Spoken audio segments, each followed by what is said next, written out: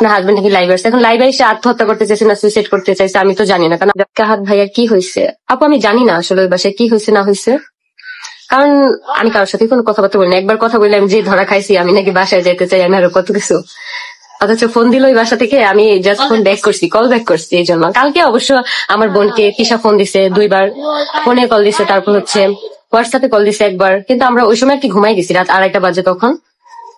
এই জন্য হচ্ছে করি নাই। সকালবেলা ওঠার পরে রিয়া হচ্ছে নক দিছে যে কেন ফোন দিছিল নাকি কিছু নক দিতে, যে ভিডিও যে পাঠিয়েছে তো মনে হয় যে রিয়া জিজ্ঞেস করছে যে কেন ফোন দিছিল, তখন আর কি ভিডিও পাঠালো একটা গাড়ি অ্যাক্সিডেন্ট হয়ে নাকি ভাঙ্গা গেছে।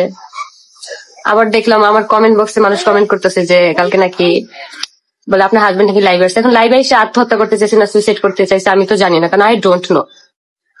কারণ এই ব্যাপারে আমার কোনো আইডিয়া না, যেখানে আমি থাকিও না সেই ব্যাপারে আমার কিছু জানা দরকারও নেই। কিন্তু তোমরা আমাকে বলতেছো আমি নাকি ওই বাসায় গেছি, আমি কখনোই যাবো না। আর কালকে হচ্ছে সম্পূর্ণ তিশা ফোন দিচ্ছে, তারপর হচ্ছে রিয়া সকালবেলা উঠে জিজ্ঞেস করছে, পরে বলতেছে তো ভাইয়া এরকম এরকম অ্যাক্সিডেন্ট করছে, এখন আলহামদুলিল্লাহ ভালো আছে। তারপর রিয়া আর কি একটা টেক্সট পাঠাইছে বলে আচ্ছা। আমাদের তরফ থেকে